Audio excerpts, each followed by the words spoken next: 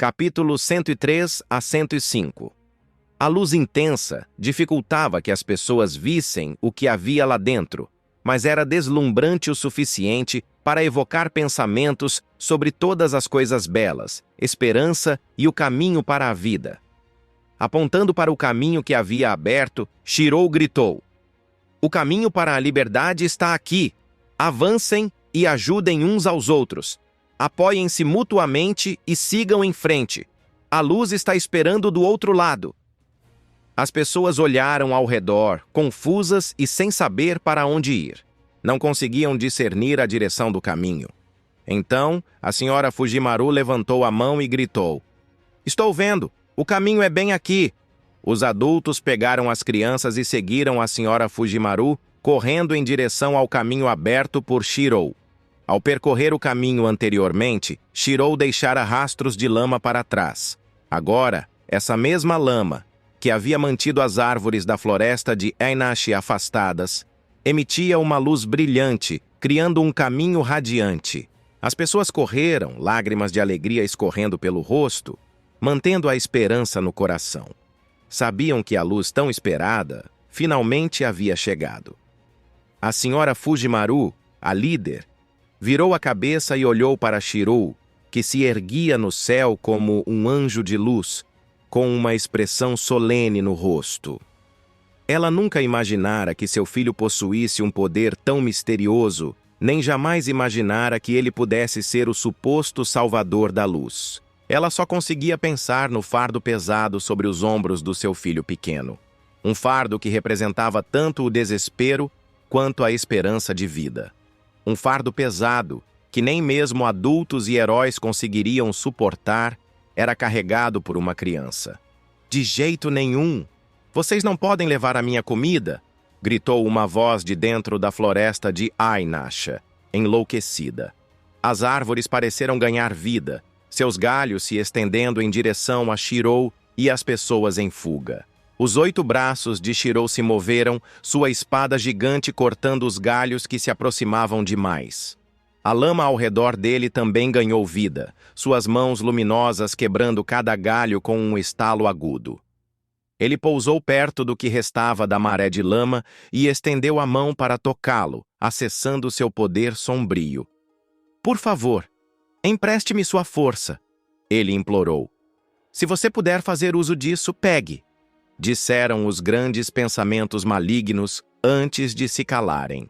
Utilizando sua própria energia malévola, Shirou estendeu a mão e formou um elo com a maré de lama. Num ataque repentino, os enormes pensamentos malignos contidos na maré de lama atacaram sua mente. Ódio, ódio, ódio, ódio, ódio, ódio. Matar, matar, matar, matar, matar, matar. Morra, morra, morra. Deixe todo mundo morrer. Essa malevolência avassaladora era de natureza completamente diferente de todo o mal do mundo. Uma força massiva de ódio e destruição entrelaçada em uma única intenção, rompendo as defesas de todo o mal do mundo e atingindo o coração de Shirou como um martelo colossal. "É como uma chama ardente de intensidade apaixonada", comentou Shirou. "Uma chama ardente de paixão? Você entendeu errado", retrucaram os pensamentos malévolos. "Isso não é paixão, mas sim meu ódio profundo e minha maldade repulsiva." "O que você está dizendo? Está se negando? Seu ódio e sua malevolência estão enraizados em um amor profundo, não é? Até alguém como eu, que acabou de te conhecer, consegue sentir isso facilmente. Então, por que negar a si mesmo essa emoção profunda?" argumentou Shirou. Do que você está falando?" "Se tivermos a oportunidade, podemos conversar sobre a sua história. Ouvirei atentamente o seu profundo amor", prometeu Shirou. "Mas, por enquanto, preciso da sua força." Os pensamentos malévolos silenciaram. Usando sua própria lama negra, Shirou comandou a maré de lama e lançou um ataque à floresta de Einashi. No entanto, ele não conseguia absorver a maldade da floresta. Não era um ser humano, mas uma criatura, cujas ações não podiam ser julgadas pelos padrões humanos de maldade. Sua suposta maldade era simplesmente seu instinto de caça. "Socorro! Me ajude!" gritou uma voz em pânico. Shirou ouviu gritos frenéticos de socorro e olhou para ver os inúmeros galhos da floresta de Einashe, aproveitando a situação para se estenderem pelo caminho radiante, resgatando algumas crianças indefesas. Assumindo o controle da maré de lama, Shirou a moldou em uma lâmina de lama e começou a cortar os galhos um por um. Então, abrindo as asas, ele voou para pegar as crianças aterrorizadas que caíam. "Salvador da luz! Salvador da luz!" gritavam as pessoas com fervor, com os corações transbordando de esperança e alegria. A família Edelfelt irá recompensá-la!" gaguejou uma das crianças, Lúvia. Apesar da palidez, ela manteve a nobre compostura e falou com dignidade. Shirou simplesmente respondeu: "Sua segurança é minha maior recompensa." Lúvia ficou atordoada. "Você é Fujimaru Shirou?" perguntou ela, incrédula. "É Shirou", Shirou confirmou, com um pequeno sorriso no canto dos lábios. Gentilmente, ele colocou as crianças de volta no chão e então voou novamente, pronto para enfrentar o próximo desafio. Com um aceno de mão, ele ordenou que a maré de lama avançasse 2 vezes para o caminho radiante, fortalecendo a defesa contra quaisquer novos ataques da floresta de Einashe. Virando-se para enfrentar a maioria dos ataques da floresta, Shirou respirou fundo e se preparou para o ataque. Ao chegarem ao fim da trilha, os rostos das pessoas empalideceram ao contemplar a altura vertiginosa de 900 metros acima do solo. Sem saber o que fazer, eles se amontoaram, buscando conforto na presença uns dos outros. Foi então que Arqueide sobrevoou, manifestando-se como um pássaro gigante que planava graciosamente pelo ar. "Venham, eu levo vocês para baixo!" gritou ela para as pessoas assustadas. Ao vê-la com seus cabelos dourados e asas brancas, o povo pensou que ela fosse um anjo, uma companheira do Salvador da Luz. Gratos e aliviados, pegaram seus filhos e correram em direção ao grande pássaro, ansiosos para escapar do perigo da floresta de Einashe. O olhar da senhora Fujimaru caiu sobre Shirou, que lutava na floresta de Einashe com o coração pesado e hesitante. Tosaka Aoi estendeu a mão para ela e disse: "Vamos, senhora Fujimaru. Por favor, confie nele, pois ele é o Salvador da Luz." "Sinto o coração pesado, justamente porque ele é o Salvador da Luz", disse a senhora Fujimaru, com o coração apertado ao pensar no filho. Afinal, ele era apenas um menino, e saber que carregava um fardo tão pesado em tão tenra idade só aumentava sua tristeza. Aoi puxou a senhora Fujimaru para as costas do pássaro gigante. Sakura juntou as mãos na frente do peito e rezou silenciosamente: "Irmão, você é um grande herói, então você definitivamente terá sucesso." Conduzindo o pássaro gigante, Arqueide virou a cabeça para olhar para Shirou, que lutava na floresta de Einashe com uma expressão complexa. Ele protege, guarda e salva as pessoas. Como Roa daquela época poderia ter mudado sua natureza? Ela não tinha uma resposta, mas ordenou ao pássaro que trouxesse todos para a segurança no chão. Após garantir a segurança dos outros, Shirou desejou que a lama separasse os galhos da floresta e voou para fora da ilha flutuante. Os galhos infinitos da floresta o alcançaram, e mãos negras brotaram no braço do gigante da lama que sustentava a ilha, agarrando e consumindo os galhos um por um. Ao sair da ilha flutuante, Shirou entrou no gigante de lama de 60 metros de altura e o atacou com força total. Sua mão transbordava de maldade infinita, estendendo-se em uma linha extremamente fina de mais de 10.000 metros, cortando o ar como uma lâmina em direção à ilha flutuante. Estrondo, estrondo, estrondo, estrondo, estrondo! A maldade sem limites nas mãos de Shirou engolfou a mármore da realidade da floresta de Einashe, cortando a ilha flutuante ao meio e abrindo caminho através do oceano. Ele havia utilizado a mesma técnica que empregara meses antes para cortar o Vimana de Gilgamesh do fundo do mar. Este ataque personificava sua maldade suprema e trazia o nome Borda do Céu. Meu monstro! No chão, os executores e as famílias de exorcistas locais do Japão ofegavam de espanto e horror. A visão era chocante e terrível demais. Uma espada que partiu a ilha flutuante em duas e uma espada que rasgou o oceano por 10.000 metros. Essa era a Borda do Céu. Shirou estava prestes a destruir a floresta de Ainache e a ilha flutuante quando seu corpo repentinamente estremeceu. Sentindo algo, ele virou a cabeça para olhar na direção do Monte Yenzou, na região de Miyama. Assim como Shirou, Arcueide, magos, executores e famílias de exorcistas, todos viraram suas cabeças em direção aos arredores da cidade de Miyama, sentindo um arrepio indescritível. Uma poderosa energia mágica irrompeu do Monte Yenzou e foi lançada direto para o céu. O Santo Graal! Shirou ficou chocado. Não havia como negar. Aquela energia mágica vinha do Santo Graal. Mas a guerra do Santo Graal já havia chegado ao fim. Shirou havia tomado o cristal com sucesso e o entregado à ilha e seu grupo. A Associação de Magos e a Igreja haviam selado o sistema ritualístico do Santo Graal, o que significava que ele não poderia ser ativado novamente. No entanto, a energia mágica no ar era inconfundivelmente a do Santo Graal. Shirou podia senti-la, tendo sido exposto ao seu poder antes. A mesma fonte que dera origem ao mal dentro dele.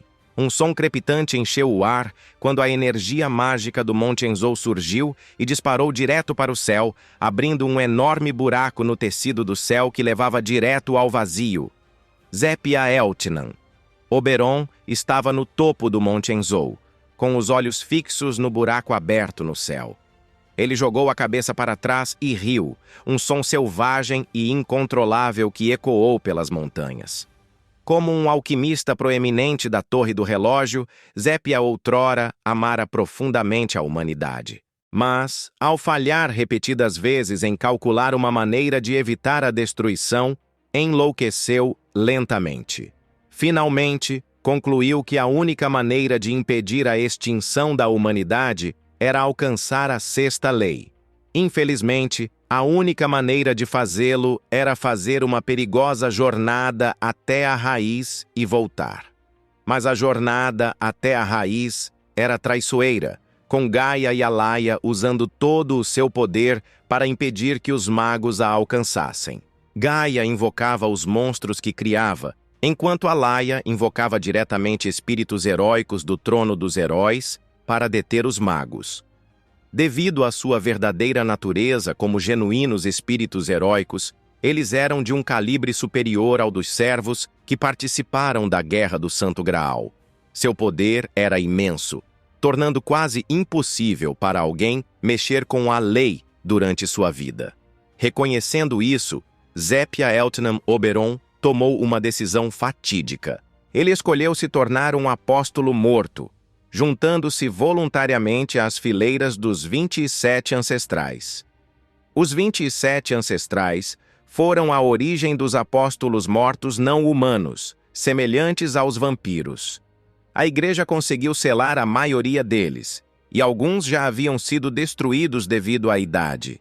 Mesmo assim, os ancestrais ainda mantinham suas posições, pois os apóstolos mortos, sob seu comando, herdaram suas patentes quando desapareceram. Não havia hierarquia de força entre os 27 ancestrais, pois seus níveis de poder variavam muito. A maioria deles possuía níveis de poder equivalentes aos de um servo comum, enquanto os poucos no topo eram monstros virtualmente insondáveis. Assassinato de primatas era um desses monstros, conhecido como a Besta Branca, o monstro de Gaia e a verdadeira forma de Fou em FGO. Enquanto isso, o quarto ancestral era o mago marechal Kishur Zelret Schweinorg, que se interessou pelo sistema ritualístico do Grande Santo Graal e também era usuário da segunda magia. Após se tornar um apóstolo morto, a obsessão de Zépia pela sexta lei o levou a completar sua mármore da realidade, capaz de absorver a ansiedade e o medo das pessoas e torná-los manifestos. Ele até a utilizou na Valáquia, Romênia, onde se aproveitou do medo que as pessoas tinham de Vlad, o Empalador, para criar um vampiro aterrorizante que massacrou toda a população da cidade da noite para o dia. Suas atrocidades lhe renderam o infame apelido de Noite da Valáquia da Santa Igreja. Apesar de sua mármore da realidade ter sido dominada pela flor maligna de Shirou, Zepia possuía uma força que rivalizava com a de um servo comum. No entanto, sua busca obsessiva pela sexta lei ao longo de muitos anos o fez esquecer sua intenção original de encontrar uma maneira de evitar a destruição da humanidade. Ele se tornou um louco, consumido pela busca da sexta lei, e não mediria esforços para alcançá-la. Em muitos aspectos, Zepia tinha semelhanças com Matouzuken, ambos consumidos por suas obsessões e dispostos a sacrificar qualquer coisa para atingir seus objetivos. Inicialmente, a Grã-Bretanha era o local ideal para experimentar a sexta lei, pois era considerada equivalente ao cordão umbilical do mundo. No entanto, a sede da Torre do Relógio ficava lá, e o segundo usuário de magia era conhecido por frequentar a área. Como resultado, Zepia decidiu desistir. Alguns meses antes, ele descobriu que a terceira magia do experimento Einstein havia sido alcançada na cidade de Fuyuki, mas que havia sido usada para reverter a vida e a morte por outra pessoa. Embora Zepia não estivesse interessado na terceira magia, ele estava fascinado pelo sistema ritualístico usado para alcançá-la. Ele só precisava pegar emprestado o sistema ritualístico da terceira magia e usar a aura remanescente da lei conectada para criar um buraco no espaço. No entanto, o que realmente o deixou deprimido foi a constatação de que havia um ser na cidade de Fuyuki com a capacidade de absorver o mal, o que enfraquecia enormemente a eficácia de sua mármore da realidade.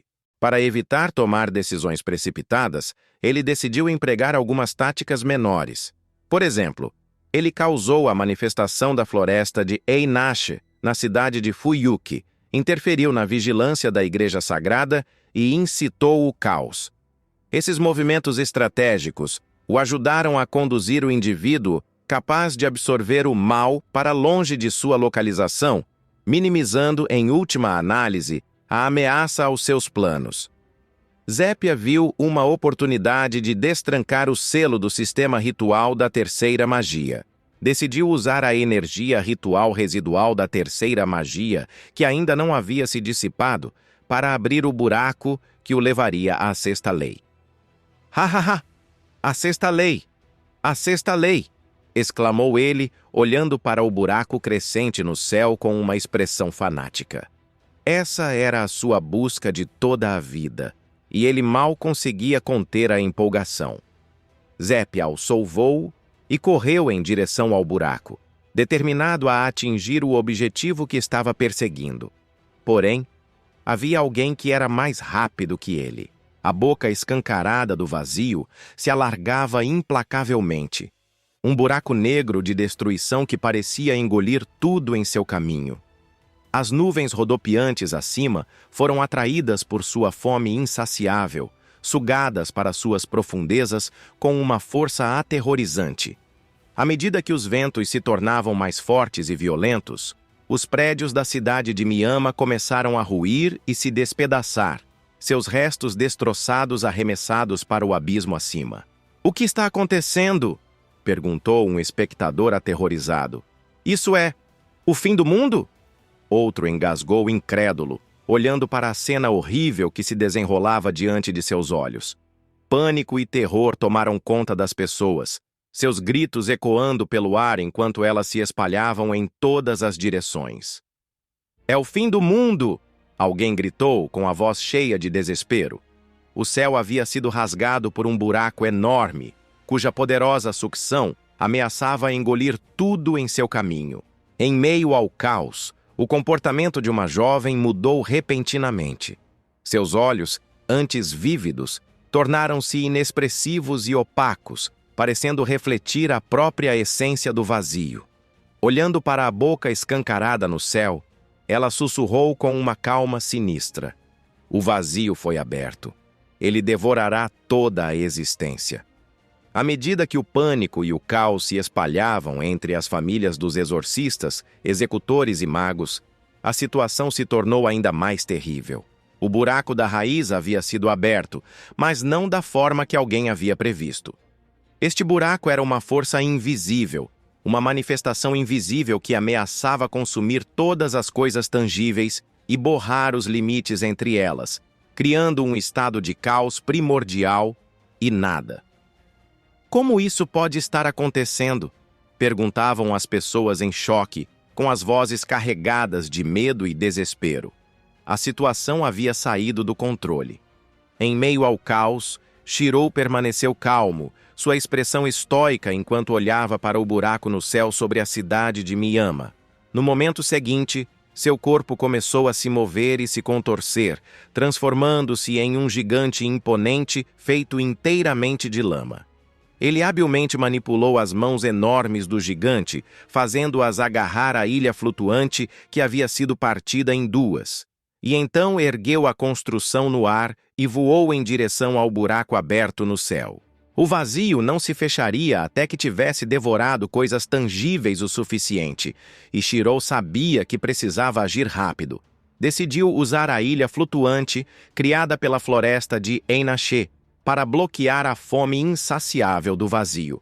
"Você não pode ir aí! Você não pode ir aí! Você não pode ir aí!" gritou a floresta desesperada. "Me solte! Me solte!" A floresta de Einache estava aterrorizada com a ideia de Shirou tentar um feito tão perigoso, e sua voz ecoou em sua mente, implorando para que ele não fosse.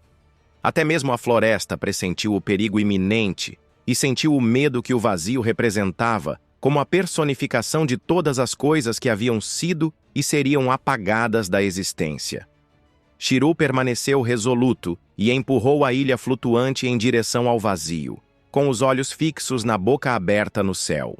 As pessoas no chão olharam para cima com admiração e terror ao ver o gigante e a enorme ilha avançando em direção ao vazio. Uma luz brilhante surgiu, banhando a área com radiância. "Não! Você não pode ir lá! Não vá!" gritou a senhora Fujimaru, angustiada, enquanto lágrimas escorriam pelo seu rosto. Arquaid Brunistude voou para o alto, perseguindo Shirou. "Você não vai a lugar nenhum, Roa! Me solta! Me solta!" Os gritos da floresta de Einache ecoavam pela mente de Shirou, mas sua determinação não vacilou. Ele possuía uma quantidade formidável de energia mágica. Embora não tão poderoso quanto durante a Quarta Guerra do Santo Graal, ainda era uma força formidável, equivalente à de um servo. Enquanto os galhos da floresta de Einache o atacavam, a força de Shirou se mostrou superior. Embora o mármore da realidade da floresta fosse aterrorizante, não era páreo para sua maldade, que tinha o poder de corromper e erodir até mesmo as estruturas mais formidáveis. Essa também foi a razão pela qual Shirou conseguiu dividir a ilha flutuante ao meio, tão facilmente usando sua lama negra. Os galhos da floresta de Einache pairavam sobre ele, mas ele convocou seu gigante de lama, que rapidamente formou inúmeras mãos negras para quebrar os galhos um por um. "Você está arriscando sua vida! Você é quem vai morrer!" gritou a floresta. Shirou permaneceu determinado. "Não! Só você morrerá!" "Por que ir tão longe? Por que você está fazendo isso? Você é mau e vai morrer!" A floresta continuou a protestar. "Porque esta é a minha casa!" A voz de Shirou se elevou de raiva. "Vocês, seus desgraçados, querem destruir a minha casa?" "Não, não, não, não, não, não!" A noite de Wallachia observou horrorizada, enquanto Shirou forçava a floresta de Einache em direção ao vazio. Seu rosto empalideceu enquanto ele gritava: "Essa é a minha sexta lei! Você não pode destruir a minha sexta lei!" Zepia voou em direção ao vazio em frenesi, mas uma das mãos negras de Shirou o fez voar. Ele girou como um meteoro antes de cair no Monte Enzou. Shirou empurrou a ilha flutuante para o vazio, e a floresta de Ainash gritou de terror ao ser sugada. O vazio consumiu a floresta de 52 acres, mas logo atingiu seu ponto de saturação e começou a encolher lentamente. Quando Shirou se virou para sair, inúmeros galhos se estenderam do vazio e prenderam seus pés. Se você está desejando minha morte, pode esquecer de ficar vivo. O gigante de lama de Shirou usou inúmeras mãos negras para separar as videiras que se enroscavam em sua estrutura maciça.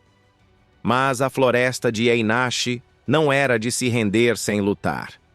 Freneticamente, ela fez crescer mais galhos, cada um se retorcendo e serpenteando em torno dos membros do gigante de lama, tentando arrastá-lo para o interior da floresta. Shirou, sempre engenhoso, conseguiu se libertar das garras do gigante de lama e abriu suas asas, preparando-se para uma fuga rápida.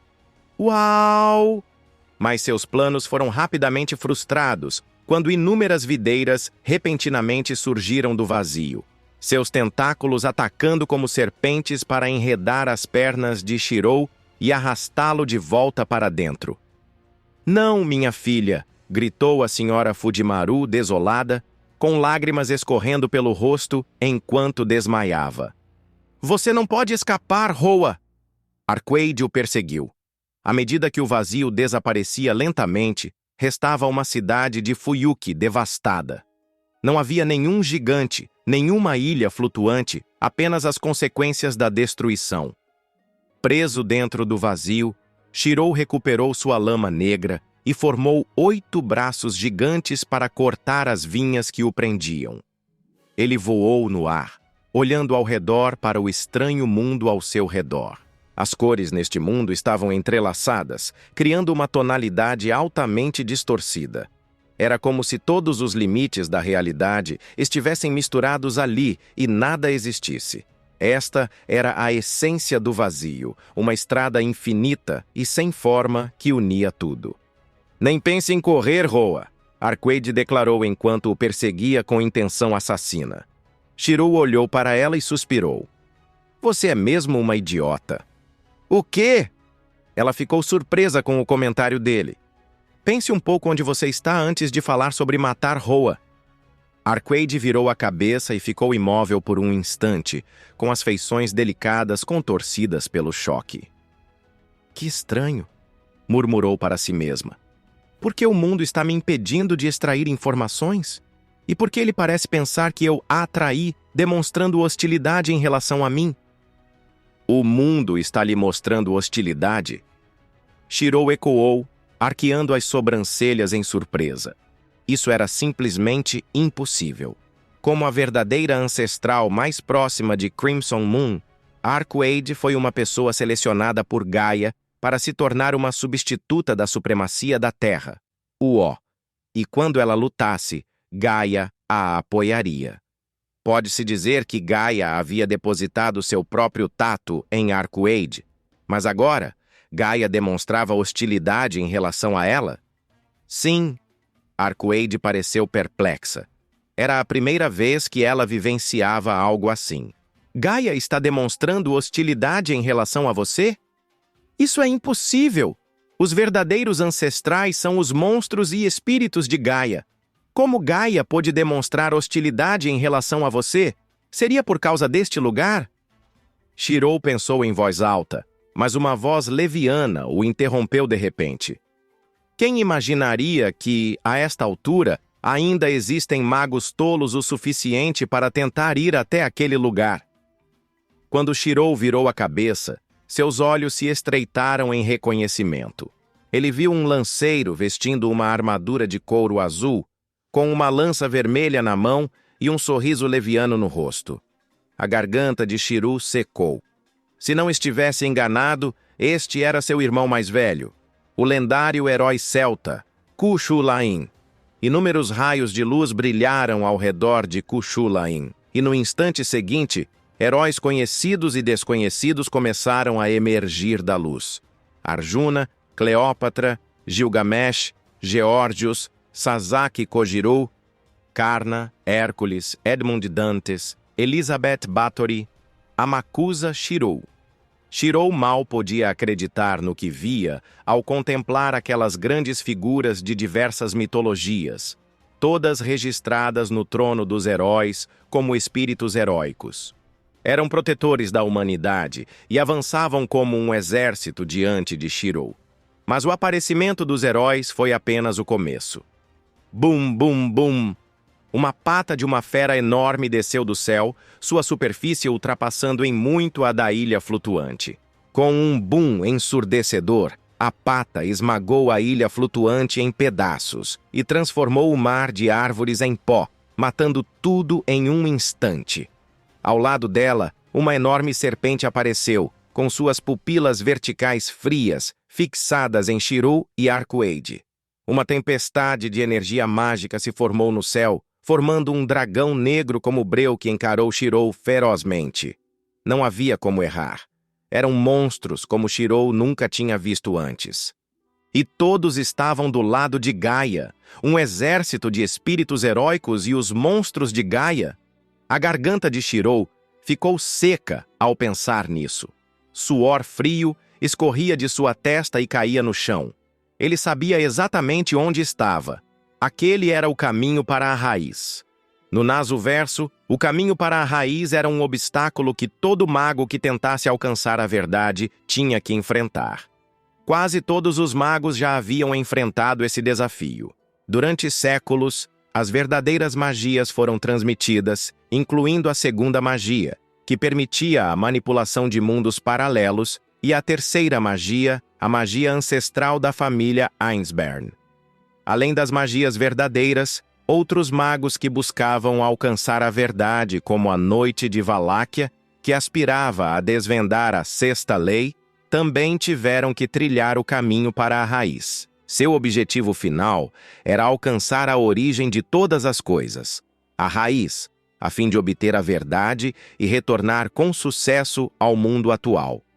Somente assim poderiam ser considerados bem-sucedidos na obtenção da verdade. Ao longo da Era dos Deuses até os dias atuais, ninguém desafiou com sucesso o caminho para a raiz. Alguns podem ter tentado, mas nenhum deles conseguiu sair depois de entrar na raiz. Além disso, as duas forças contrárias, Gaia e Alaya, estavam determinadas a impedir que qualquer existência alcançasse a raiz, sob qualquer forma. Como resultado, o caminho para a raiz estava repleto dos espíritos heróicos de Alaya e dos monstros de Gaia. Desafiar os monstros de Gaia e o exército de espíritos heróicos de Alaya com corpos humanos era quase impossível. Para abrir caminho para a raiz, Gaia e Alaya precisavam permitir a passagem de bom grado, ou era preciso possuir o poder de um deus estrangeiro para penetrá-la à força. Claro, também havia anomalias como Manaka, que já estavam conectadas à raiz desde seu nascimento.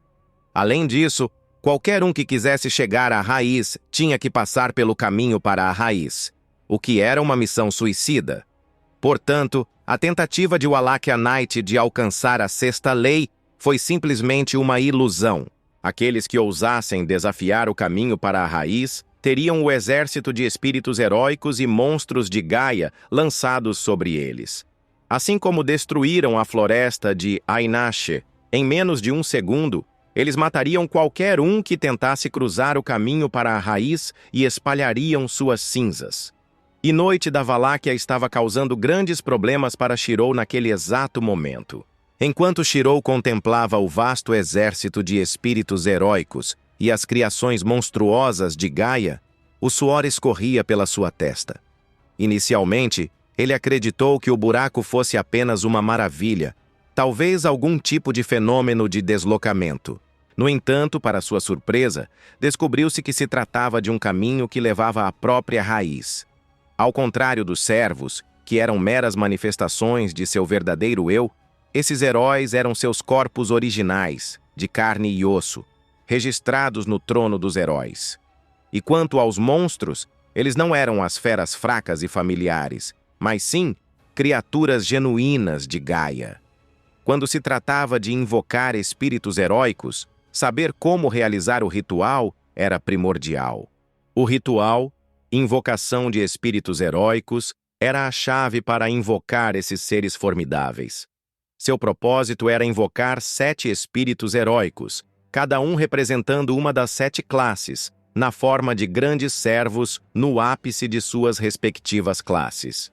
O objetivo por trás do ritual era proteger o mundo de desastres catastróficos que poderiam causar sua aniquilação. O ritual, Guerra do Santo Graal, empregado na Guerra do Santo Graal, era um derivado do ritual Invocação de Espíritos Heróicos. Este sistema de invocação era uma versão modificada do ritual original, projetado para ser mais conveniente para os humanos. A relação entre servos e espíritos heróicos era semelhante à de um clone e seu corpo original. O sistema de invocação criava uma cópia de um espírito heróico, resultando em um servo possuidor das habilidades e memórias do original. No entanto, apesar de suas características em comum, os servos não eram a entidade verdadeira e completa. Eles eram simplesmente uma réplica, uma mera sombra do espírito heróico original.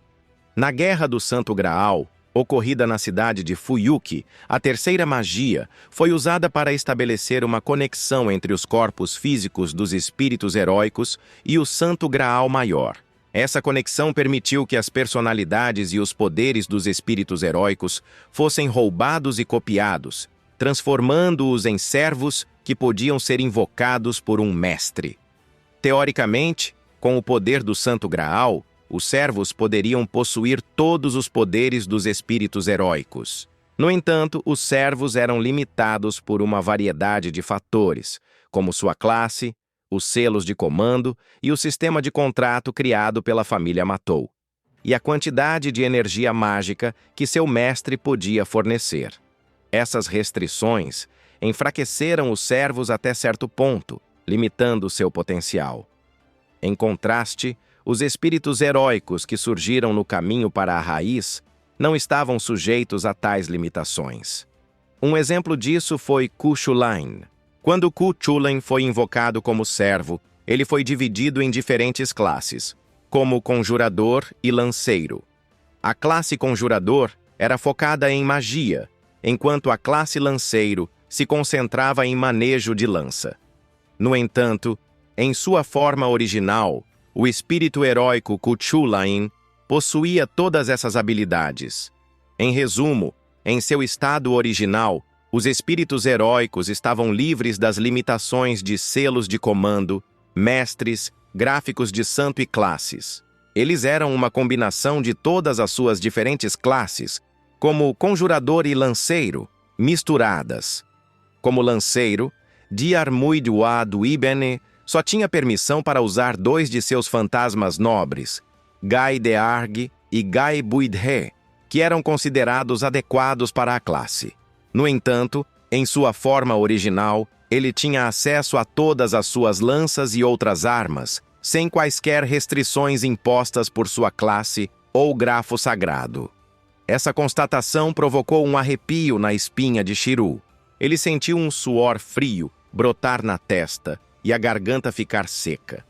Apesar de seu status como um semi-servo e suas habilidades impressionantes no mundo real, ele não conseguia deixar de se sentir inadequado diante de tamanho poder. Karna e Arjuna foram exemplos primorosos de seres verdadeiramente excepcionais. Em particular, Karna era considerado um adversário à altura de Gilgamesh e Rama, em termos de destreza e importância. No entanto, apesar do poder avassalador dos espíritos heróicos, Shirou manteve-se firme. Ele sabia que sua vida estava em jogo e que precisava fazer o que fosse preciso para sobreviver. Sem hesitar, Shirou liberou toda a sua lama, a substância se espalhando por trás dele e formando uma enorme onda negra. Com um rugido estrondoso, a lama avançou, avançando em direção ao exército que se aproximava como uma debandada de feras. Splash Boom Boom! O deslizamento de terra avançou em direção ao exército de espíritos heróicos e ao monstro de Gaia, parecendo um oceano imparável. Enquanto os outros permaneciam imóveis, Karna brandiu sua lança divina, apoiado pela energia mágica infinita de Alaya, e liberou o poder do Rei Divino. Instantaneamente, um mar infinito de chamas surgiu e colidiu com o deslizamento de terra que se aproximava. Bum, bum, bum, bum, bum, bum. Quando o Oceano Negro colidiu com o mar de chamas, o mundo mergulhou no caos e se dividiu em duas metades. Shirou ficou surpreso com a incrível força de Karna como espírito heróico. O deslizamento de terra e o mar de chamas se chocaram brevemente antes de serem forçados a recuar. Na tentativa de bloquear o exército, Shirou concentrou sua energia no enorme deslizamento de terra, até que este começou a assumir uma forma monstruosa. Com um rugido, o deslizamento de terra se transformou em uma imponente construção de lama, sua estrutura imponente pairando sobre o campo de batalha como um gigante.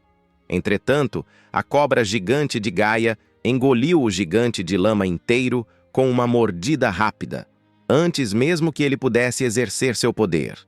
Shirou observou com um sorriso o gigante de lama ser consumido pela serpente, seu corpo desaparecendo na boca escancarada da criatura. Mas, de repente, a serpente começou a se contorcer e se debater em agonia. Com um baque nauseante, a serpente caiu no chão, seu corpo sem vida e imóvel. Maldições espessas grudavam em sua pele, e uma gosma negra começou a escorrer de seus olhos, narinas, boca e fendas do corpo. A serpente gigante desapareceu, mas no momento seguinte renasceu. Mortos-vivos? Não. É mais como um renascimento. Todos os monstros aqui, uma vez mortos, voltarão à vida. Shirou exclamou com os olhos tremendo de descrença. Ele rapidamente assumiu o controle da lama negra, moldando-a em gigantes e agarrando o arco Aide enquanto corriam. No instante seguinte, o arco de Arjuna cantou no ar, sua corda esticada soltando um rugido estrondoso enquanto ele a puxava para trás com toda a força. Com um grito feroz, ele disparou uma flecha que brilhou com uma luz ofuscante, imbuída do poder de um destruidor, um fantasma nobre com classificação A+. A flecha atingiu o escudo de Shirou com um estrondo retumbante, mas o escudo não resistiu à força destrutiva da flecha. A flecha atravessou o escudo e penetrou fundo no abdômen de Shirou, fazendo-o cambalear para trás com um grito de dor. Mas, mesmo enquanto a flecha devastava seu corpo, a lama maligna se agitava e curava suas feridas, unindo carne e osso com uma velocidade sobrenatural. Com um brilho intenso nos olhos, Shirou se virou e ergueu a mão, invocando sua projeção. Em um instante, múltiplos fantasmas nobres falsificados se materializaram. Sem hesitar, ele os lançou contra o exército de espíritos heróicos. Cada arma cortou o ar como uma estrela cadente, deixando um rastro de luz fria em seu rastro. Shirou pretendia pegar o exército de espíritos heróicos desprevenido utilizando seu fantasma quebrado. No entanto, enquanto se preparava para isso, Karna brandiu sua lança e um mar infinito de fogo engolfou todos os fantasmas nobres falsificados de Shirou, transformando-os em pó e tornando-os completamente inúteis. Não era surpresa que Arjuna e Karna fossem incrivelmente fortes, mesmo entre a multidão de poderosos espíritos heróicos. Eles estavam no auge, possuindo uma força extraordinária que era aprimorada por sua forma original de espírito heróico, concedendo-lhes acesso a todas as habilidades e poderes que possuíam em vida. Em uma luta corpo a corpo, Shirou não tinha chance de vencê-los. Além disso, naquele momento, graças a Alaya, eles eram abençoados com energia mágica infinita, tornando a situação ainda mais perigosa do que quando Shirou enfrentou Gilgamesh. Karna simplesmente liberou sua energia mágica, limpando sem esforço a maré de lama e as armas projetadas por Shirou. Fora isso, ele permaneceu no mesmo lugar com uma expressão calma, sem demonstrar nenhum outro sinal de movimento. Sentindo que algo estava errado, Arqueide deixou momentaneamente de lado seu desejo de vingança e, em vez disso, usou o fantasma de mármore para duplicar os monstros de Gaia bloqueando seus ataques e lançando uma ofensiva contra o exército de espíritos heróicos. No entanto, a defesa deles durou pouco. Esses verdadeiros heróis mitológicos não eram mais ameaçados pela morte e eram abençoados com a energia mágica infinita de Alaya, permitindo-lhes atacar sem preocupações. A força que demonstravam agora era várias vezes maior do que a que possuíam em vida. Shirou e Arquaid estavam exaustos de se defender, especialmente Shirou. Ele já havia tentado manipular a Lama Negra, mas de nada adiantou. Sua lama era como um elefante contra um exército de espíritos heróicos, que eram como um enxame de formigas, cada uma capaz de matar elefantes. Nem mesmo a ideia de fugir teve tempo de vir à tona. Nesse momento, uma chuva dourada começou a cair do céu. Xô, xô, xô, xô, xô, xô, xô! A chuva de armas caía implacavelmente, dividindo o campo de batalha ao meio enquanto espadas, lanças, facas e outros preciosos fantasmas nobres caíam do céu. Do pilar de luz, a figura familiar, porém desconhecida, do Rei Dourado emergiu, revelando suas costas para Shirou. Vá embora agora, vira-lata! Deixe-me ver por quanto tempo você consegue continuar lutando, disse o Rei Dourado.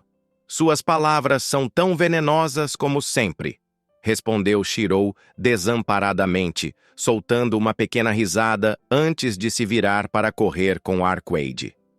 Não havia dúvidas de que o Rei Dourado era o espírito heróico original registrado no trono dos heróis. Antes de partir, Shirou usou sua habilidade Sabedoria Mortal para aumentar o poder do Rei Dourado e enfraquecer uma parte do exército de espíritos heróicos. Isso é desnecessário, Gilgamesh zombou. Ele lançou um breve olhar para as costas de Shirou antes de abrir a porta da Babilônia. Inúmeros fantasmas nobres jorraram como uma cascata de estrelas, iluminando o campo de batalha. Nem pense em morrer, seu vira-lata. Senão, esses seus olhos vão virar meu tesouro.